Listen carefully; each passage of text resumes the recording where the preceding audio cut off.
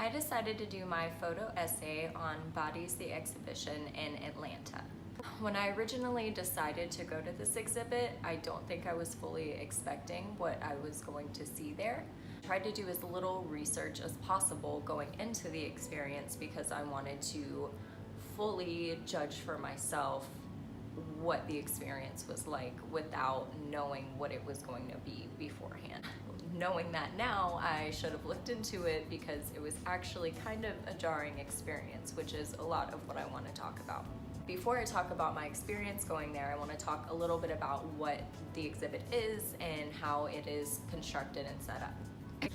The exhibit itself is in downtown and it's in this little busy shopping area. As you go through the exhibit, it is set up in the form of your body's functional systems. So there is a room for your bone structures and there is a room for your cardiovascular system.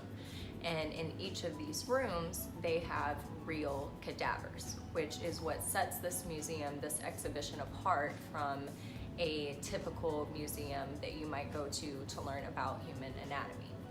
The fact that they use the real cadavers means that they can really show you what your organs look like, how your body functions, what it's made of. And when you get these diseases and these things that end people's lives prematurely, you can see what those organs actually look like and how they actually lead to somebody losing their life because of a condition.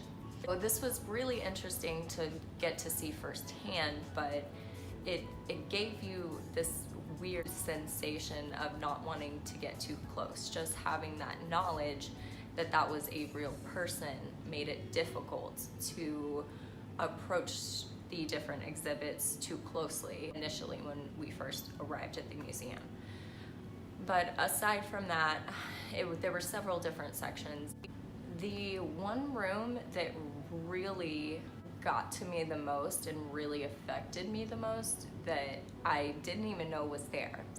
Like I said, didn't do any research going into this, so it really took me off guard, and I don't know why I didn't assume that they would put this in there because it's a part of everything. They had a room about human fetus, and they had samples of a fetus in each stage of its life, and that really hit me emotionally more than the other rooms. I had the same hesitation with the other rooms that I thought I might have, but this room really triggered something in me that I wasn't ready to experience. I guess just seeing that enhanced that emotion of that is a person, that is a human being, and a baby.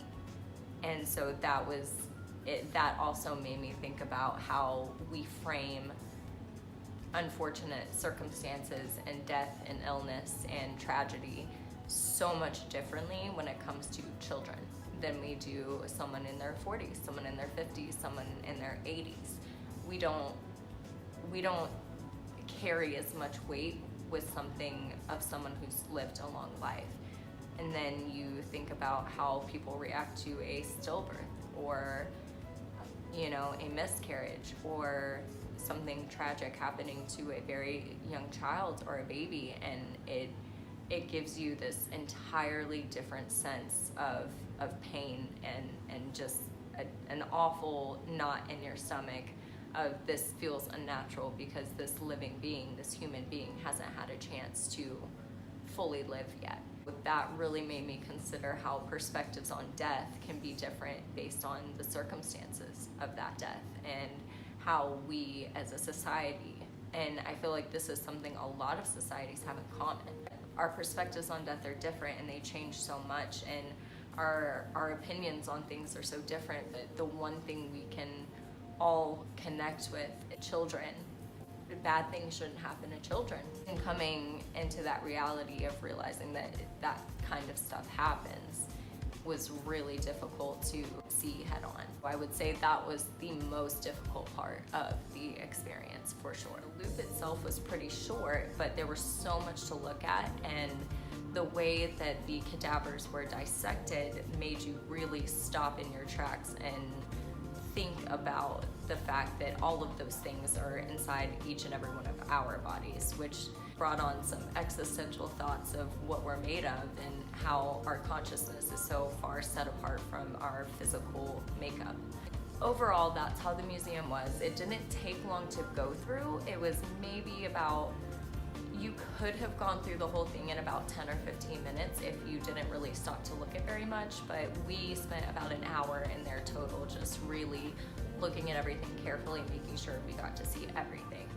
The only bad part is that because of the nature of the exhibit and to preserve the dignity of the people who are on display and to keep everything that's in the exhibit exclusive for people who choose to go, you are not allowed to take photographs within the exhibit itself.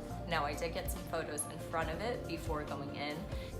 Overall, the fact that we didn't get to get pictures was a good thing because it really let us look at everything a little bit more closely without being too concerned about, getting good photographs or sneaking around and getting pictures. I also did find some online that represented sort of the way that the bodies were displayed throughout the exhibit. Aside from the fact that you couldn't take pictures, they kept it very dark, which also made it an unsettled feeling. You almost felt a little bit eerie. Your skin feels a little prickly, like it enhances the experience and really sets the tone to be very, very serious. People are very quiet while they were in there, and we were lucky enough to experience it very not overwhelmed with people when we went. There were maybe one or two other people in there with us, so we really got to talk about it and walk through at our own pace, which was really nice. Now, I want to talk about the way that this exhibit kind of plays on what I've learned in this class so far. And my biggest thing that I could think about is the whole time that I felt so uneasy while going through the exhibit, it made me wonder why. And why, even though this is something scientific and it's a fact of life and people don't live forever and their physical bodies are still here even after their consciousness is gone and after their processes have stopped. It shouldn't be so unsettling. But when you go in there and you think about how our country specifically approaches death, in other places in the world, but here more so a lot, death is something that is not looked at, it's not seen. When a crime happens, if there is a crime scene or a body is being removed from a location and being taken to another location, all of those situations require that body to be covered. There are body bags, there are sheets that are placed over these people. They go through back tunnels and basements to get to the morgue at hospitals. And it makes you really think about the fact that if this is something that's so natural and something that happens to all of us, why are we shielding ourselves from it so much? And it's something that is just not supposed to be displayed. It's not supposed to be something that is viewed publicly unless it has been doctored and tailored and that body has been reproduced to look more like it was when it was alive. And then you think about the process of preparing a body for a funeral. Families who decide not to have viewings at all because that image is too final and jarring for them to see a physical representation of someone that they have lost, and that may be a difficult step in their journey of dealing with grief. Then the people who make sure that their person that they love has on makeup or the proper outfit, or if they have the right shoes on, they put color back in their cheeks. The eyes are closed because eyes are something that you can't really make look alive.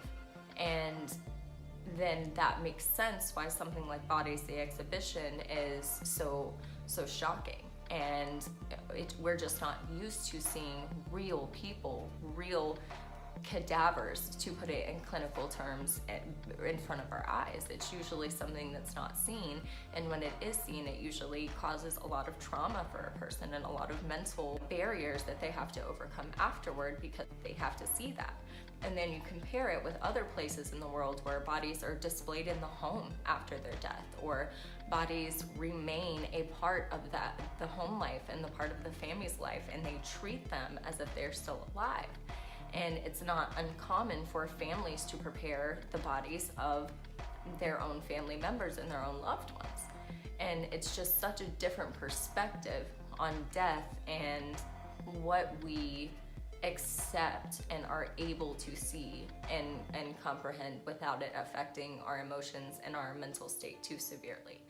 And all of those things are just social constructions. They're just the way our culture is, the way that people have always thought about things like that.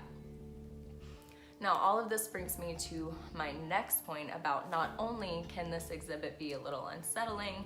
If you have a queasy stomach, it may not be the best place for you to go because it could make you feel sort of strange about being there. But not only that, there is a lot of controversy surrounding this exhibit. The people who believe that it is controversial believe so on an ethical basis. You also wonder while you're there, where do they get these bodies? And your first thought is, well, on my license it says that I'm an organ donor and I want to donate my body to science to help people and donate things to people who can use them even after I can't use them. And you think about that and you say, surely these people that they're using gave consent and decided to donate their body to science for educational purposes. However, these bodies are all unclaimed bodies. Now, what this means is that these are not bodies that gave consent or gave permission prior to their death to be used for this purpose, but these are bodies that are found and they have never been able to either identify them, to contact their next of kin, to contact their family members. And when they can't do those things, the body ends up in an unmarked grave. So rather than doing that, they decided to take them and prepare them. And there is a long process about how they prepare the bodies, and it's pretty gruesome. It involves a layer of plastic to make sure that decomposition stops, and it's heavily treated, and it's a whole huge process. Those bodies that they do all of that to did not give permission. They are just people who nobody really knows who they are. They have no names. They have no history. Their story isn't known to anybody, or maybe it is, and they just have no idea where their loved one is now. And if they did, how would they feel about that? They've gotten a lot of backlash for it. It's been a big controversy for them as they've rotated and toured and done their exhibit in different places. And there are actually some places that won't even host them because of this ethical debate.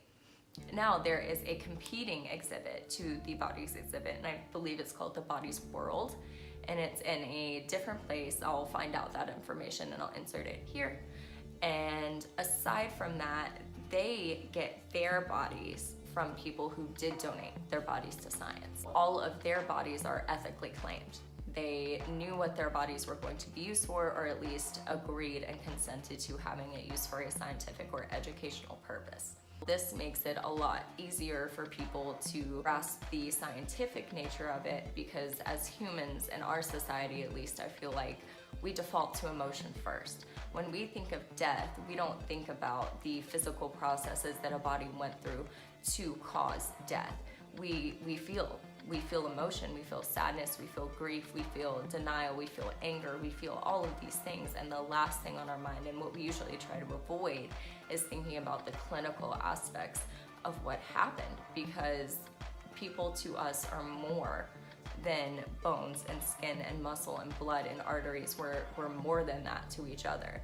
And that's where sociology comes into play in all of this, is people can't truly appreciate a human body for what it is, in our cells and our molecules, and the amazing miracle that it is that all of this adds up to be a person.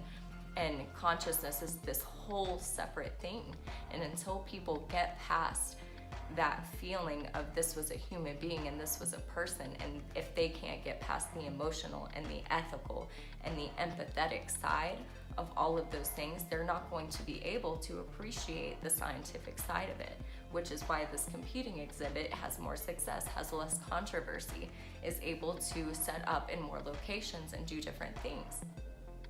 And it just all boils down to our perspectives on death, and where we lie ethically, and where our morals lie, and where do we draw the line between how much does consciousness and our identity and who we are as people, how much does that play into respect after you're gone, who advocates for you, who speaks up for you when you're no longer able to speak for yourself. But these are just some of the questions that went through my mind when I went to the exhibit. I will now insert all of the pictures from our experience there.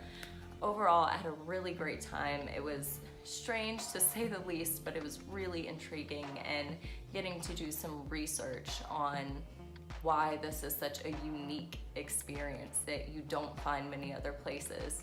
Being able to walk through there and consider the things that I've learned in this class, and why it is so unique, and what about it is so different than anything else, and how it really gives you a look at your inner self, no pun intended, but it gives you a look at your inner self like nothing else will be able to. For doctors, people in the medical professions, or people who just love to learn and want to understand how their bodies work, no textbook or 3D model or virtual program is ever going to be able to show you something to a level that in depth. I appreciated the scientific aspect and how it made me think very sociologically about just how we perceive death differently, and how the physical and the, I guess, ethereal interact. So it was a very fun experience and I enjoyed it a lot. Here are the pictures.